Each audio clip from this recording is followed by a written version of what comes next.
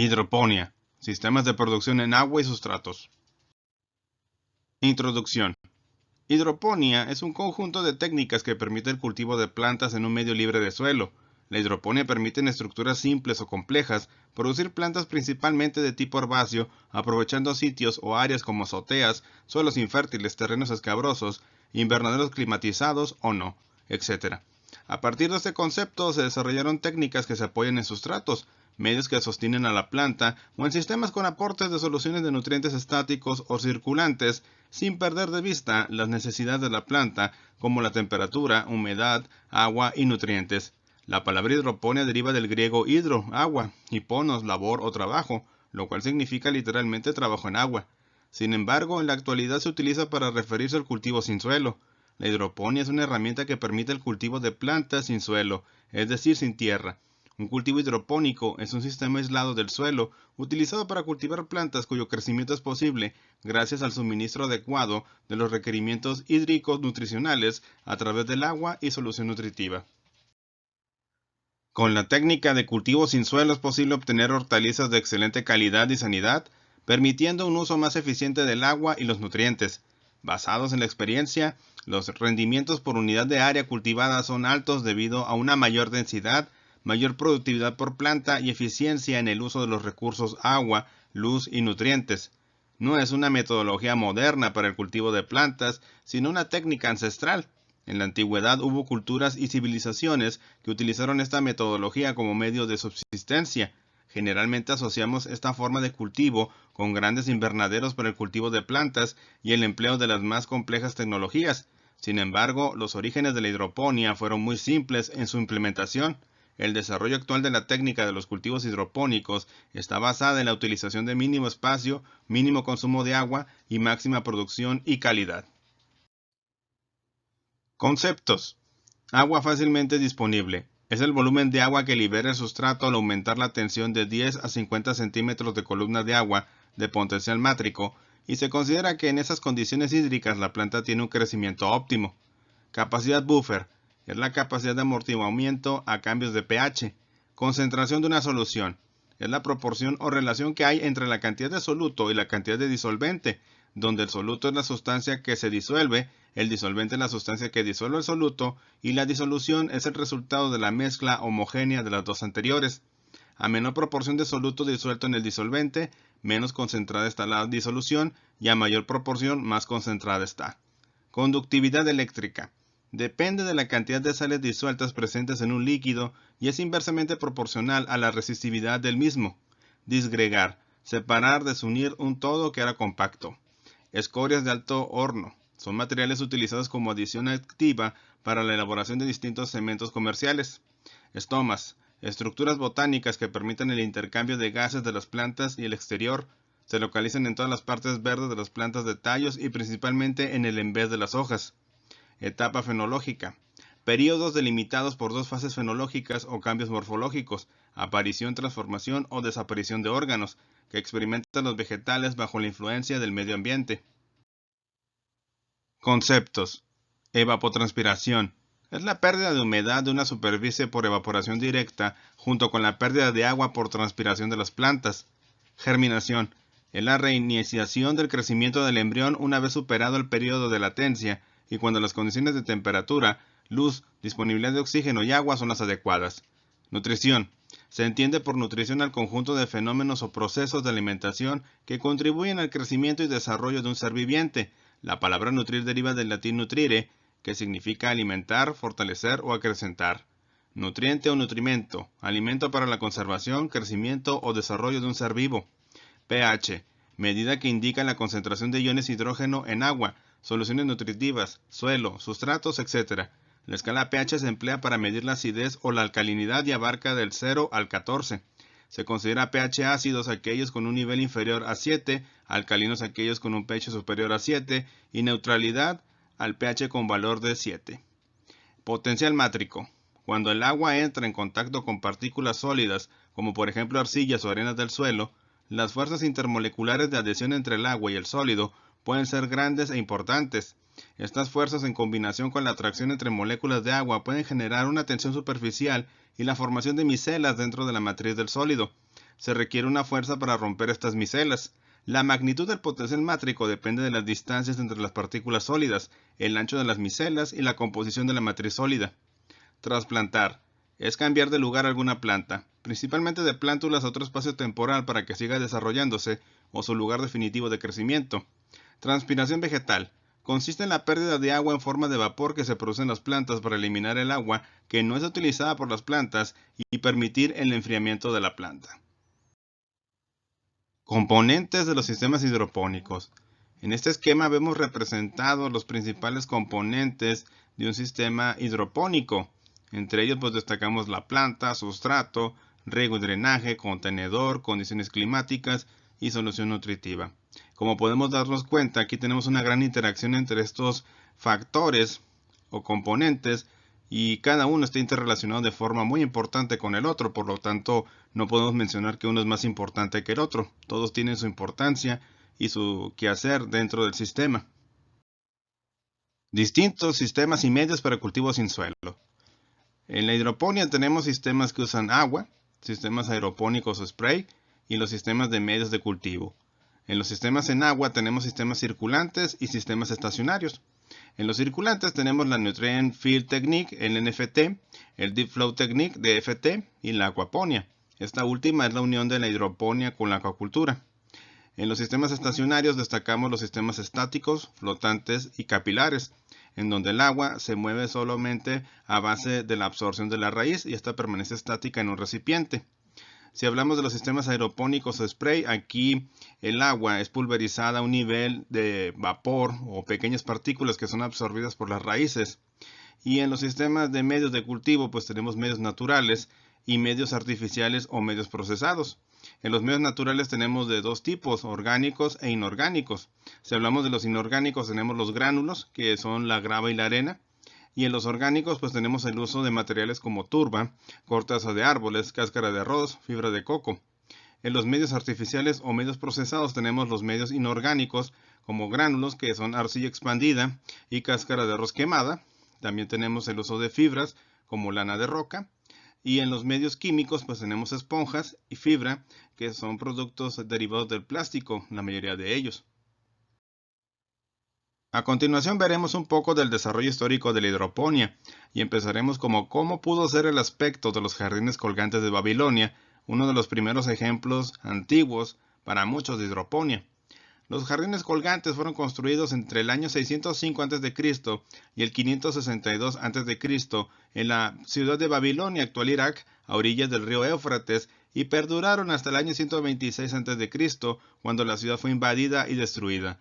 La antigua Babilonia fue una ciudad de la Mesopotamia inferior o Baja Mesopotamia. Estaba localizada a orilla del río Éufrates. Mostraba el más extraordinario jardín en terrazas de piedra colocadas en forma escalonada, en las que se plantaron árboles, flores y arbustos, los que eran regados a través de una especie de noria que llevaba el agua desde un pozo o del río hasta el lugar más alto del jardín y por gravedad se regaba el resto de las terrazas. Como la posible primera experiencia de cultivo hidropónico, hacia el año 600 a.C., el rey Nabucodonosor II, rey de los caldeos, quiso hacer un regalo a su esposa Mitis, que añoraba el paisaje montañoso y verde del norte de Media, Oriente Medio, de donde procedía. Para demostrar su amor por ella, Nabucodonosor II mandó a construir nada menos que los conocidos como jardines colgantes de Babilonia, aunque nunca se imaginó que estaba construyendo una de las 7 maravillas del mundo antiguo. Esta espectacular obra de la ingeniería, de la arquitectura y del paisajismo sería considerada muchos siglos más tarde como el primer cultivo hidropónico hecho por el hombre del que la humanidad tenga algún conocimiento. Aunque se han desarrollado diversos modelos arquitectónicos de su construcción, la realidad es que no se conoce con precisión el sistema utilizado. Los jardines colgantes no colgaban realmente. El nombre de colgantes proviene de una traducción del griego cremastos o del término en latín pensilis, que significa no exactamente colgar, pero sí sobresalir, como en el caso de una terraza o de un balcón. El geógrafo griego Estrabón escribió sobre los jardines y comentó: constan de terrazas abovedadas ahuecadas y llenas de tierra para permitir el cultivo de plantas de gran tamaño, alzadas unas sobre otras, que descansan sobre pilares cúbicos. Los pilares, las bóvedas y las terrazas están construidas con ladrillo cocido. Los jardines estaban junto al palacio del rey, próximos al río. En las terrazas se plantaron árboles traídos de lejanos países y rosales que florecían todo el año. La construcción se dividía en varios niveles o terrazas y en la última se encontraba el depósito de agua. El agua era elevada desde el Éufrates, posiblemente por norias, ocultas o disimuladas dentro de la estructura de las terrazas. Existen referencias que indican que se acarreó tierra fértil de los huertos de Bagdad a orillas del Tigris y que un inmenso depósito de agua extraída del Éufrates mantenía la frescura y humedad del suelo. Nada queda ya de estos jardines. Chinampa. Este es otro ejemplo de hidroponía desarrollado en la región mesoamericana. Chinampa es un método mesoamericano antiguo de agricultura que consiste en pequeñas áreas de cultivo de hortalizas y flores sobre la superficie de lagos, lagunas y pantanos. La construcción de estas islas se realizaba mediante una armazón de grandes troncos atados con cuerdas de ixtle que luego se iba completando con un entramado de ramas, cañas y troncos más delgados. Una especie de esqueleto tejido que posteriormente era cubierto con capas de guijarros, grava y tierra para la siembra. Al estar sobre el agua, la humedad impregna las chinampas, facilitando las labores de riego y logrando una enorme producción de calabazas, frijol, maíz, otros vegetales y flores. Esta técnica tuvo su gran desarrollo en el siglo XIV al XV, cuando los antiguos habitantes del Valle de México comenzaron la colonización de esta región. El último pueblo en establecerse fueron los aztecas o mexicas, quienes posteriormente construyeron su capital sobre una serie de islotes artificiales, a la que denominaron México Tenochtitlan. Este sistema de producción les permitía autoabastecerse y además exportar estos alimentos a otros pueblos de la cuenca. Aquí vemos en esta imagen una representación de cómo se vería la antigua capital mexica en aquellas épocas. Estos dos mapas nos representan el desarrollo que tuvo la cuenca del Valle de México en los últimos 500 años. A la llegada de los españoles en 1519, la región estaba ocupada por varios lagos, entre ellos el Zumpango, Xaltocan, Texcoco, Xochimilco y Chalco. Aquí la capital de los aztecas o mexicas se desarrolla en un conjunto de islotes en lo que es el antiguo lago de Texcoco. En la actualidad, lo único que queda son unos pequeños vasos de Xochimilco y algunas restauraciones del lago de Texcoco. En este último mapa vemos la gran mancha urbana de la metrópolis que ocupa no solamente municipios del Estado de México, sino inclusive del Estado de Hidalgo, en la cual habitan actualmente más de 20 millones de seres humanos, lo cual hace grandes presiones sobre el abastecimiento de agua en esta región, a pesar de las grandes precipitaciones que tienen en la época de verano. Contrastes históricos. El proceso de desecación de los lagos de la cuenca del Valle de México ha sido enorme. El vaso de la laguna de Zumpango comprende 2.000 hectáreas.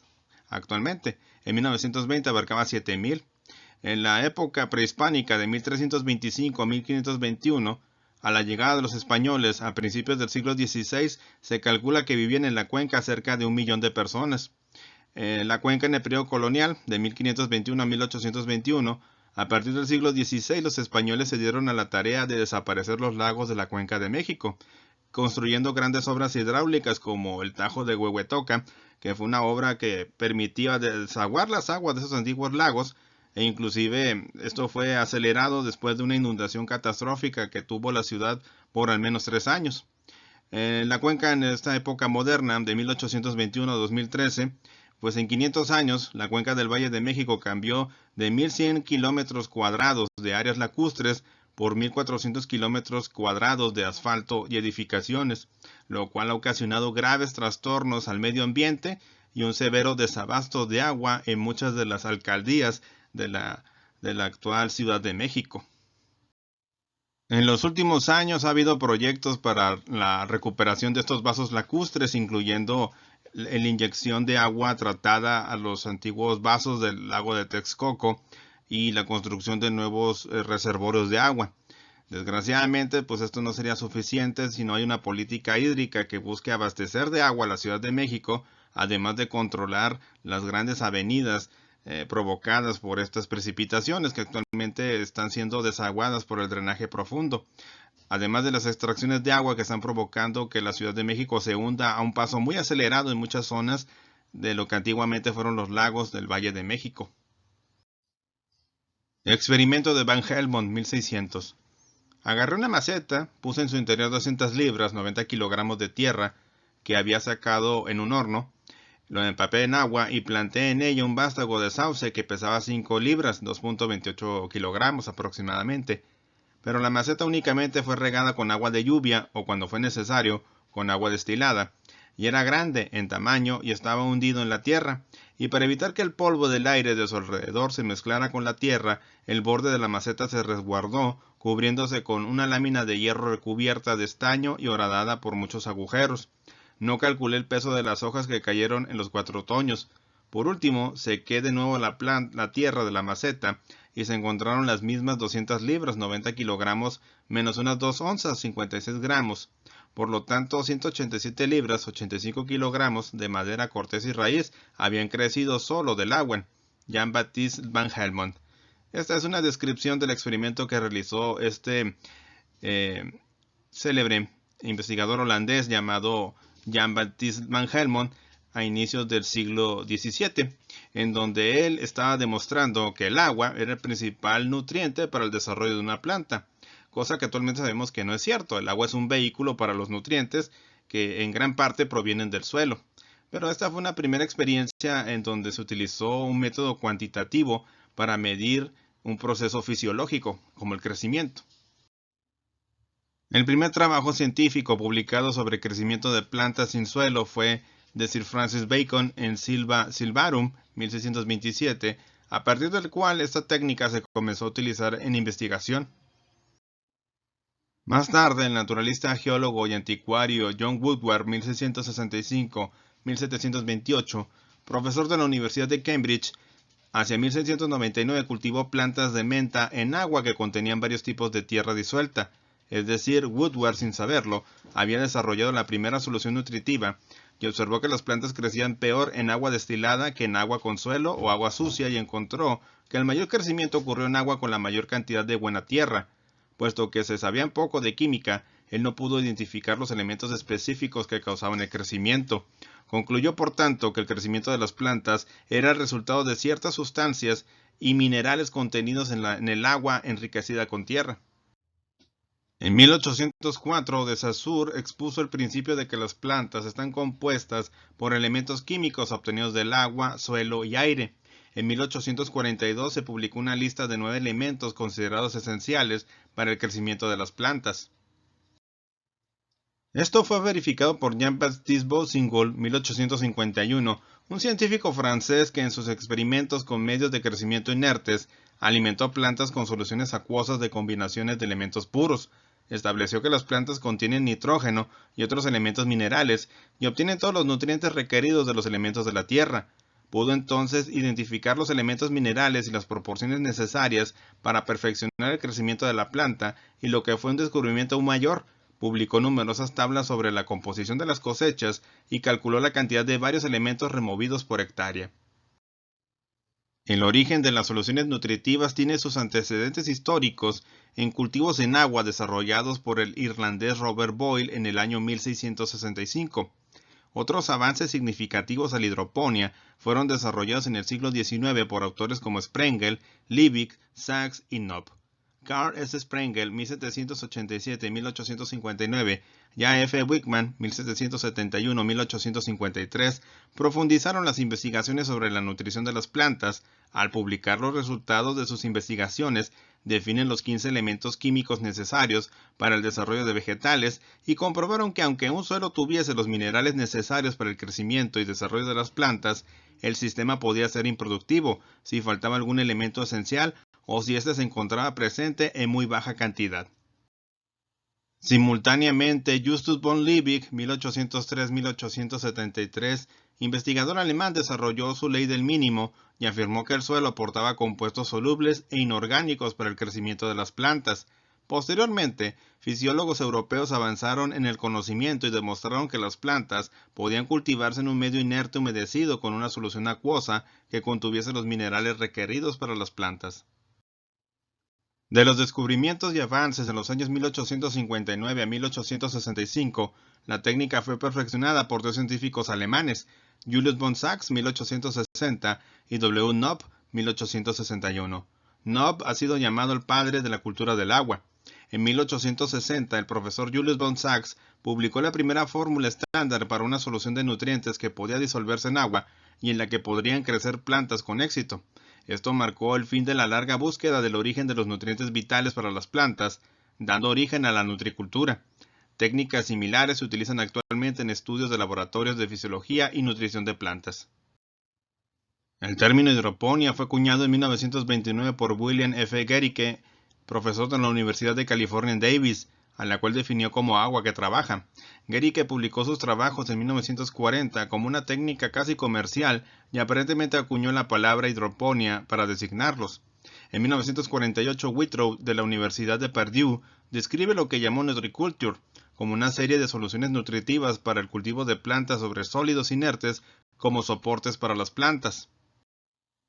En las primeras décadas del siglo XX hay multitud de experimentos probando soluciones nutritivas y medios de cultivo para la producción de plantas. Aquí destacamos maíz hidropónico en la Estación Agrícola Experimental de Ohio, una fotografía del año 1938 donde vemos el enorme tamaño que tienen las plantas creciendo en este tipo de sistemas. Si hablamos de hidroponía comercial, aquí vemos unos ejemplos de cómo se publicitaba y veía el cultivo hidropónico en la Feria Mundial de Nueva York, realizada en el año de 1939. Se le miraba como el futuro de la agricultura, ya que esto permitiría grandes rendimientos, así como una producción más sana y limpia que con los sistemas convencionales. Un ejemplo comercial del uso de la hidroponía en la década de 1940 fue la que realizó la compañía aérea Pan Am, que desapareció en 1991. Hay que recordar que en aquellos tiempos la aviación civil no tenía mucho alcance y tenían que hacer repostaje cada cierta distancia para poder llegar a su destino final. Así que la compañía Pan Am desarrolló en la isla de Wake un jardín hidropónico que podía abastecer de alimentos a los habitantes y a los operarios de estas estaciones donde realizaban los repostajes sus aviones. Uno de los primeros éxitos de la hidroponía ocurrió durante la Segunda Guerra Mundial, cuando las tropas estadounidenses que estaban en el Pacífico pusieron en práctica métodos hidropónicos a gran escala para proveer de verduras frescas a las tropas en guerra con Japón, en las islas donde no había suelo disponible y era extremadamente caro transportarlas. Aquí vemos un ejemplo de que esa hidroponía se realizaba en estructuras de concreto y con una especie de barreras hechas con telas y madera en este ejemplo. Investigaciones posteriores sobre nutrición de plantas demostraron que el crecimiento normal de las mismas puede ser logrado sumergiendo las raíces en una solución que contenga sales de nitrógeno, fósforo, azufre, potasio, calcio y magnesio, que junto con el carbono, hidrógeno y oxígeno que la planta toma del aire componen los que se conocen comúnmente como macronutrientes o elementos mayores. Con el refinamiento de las técnicas de laboratorio, se descubrieron otros 8 elementos requeridos por la planta en cantidades relativamente pequeñas, denominadas micronutrientes o elementos menores. Estos incluyen al hierro, cloro, manganeso, molibdeno, boro, zinc, cobre y níquel. En años siguientes, numerosos investigadores desarrollaron fórmulas básicas diversas para el estudio de la nutrición de las plantas. Algunos de los que trabajaron en esto fueron Tollens, 1882, Tottingham, 1914, Sheep, 1915, Hoagland, 1919, Dushman, 1932, Trillis, 1933, Arnold, 1938 y Robbins, 1946. Muchas de sus fórmulas todavía se usan en investigaciones de laboratorio sobre nutrición y fisiología de las plantas.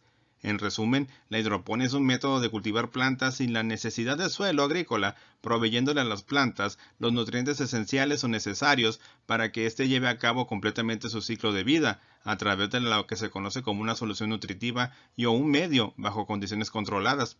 Según el profesor Pérez Melian, 1977, una solución nutritiva es una solución acuosa que contiene oxígeno y todos los nutrientes disueltos.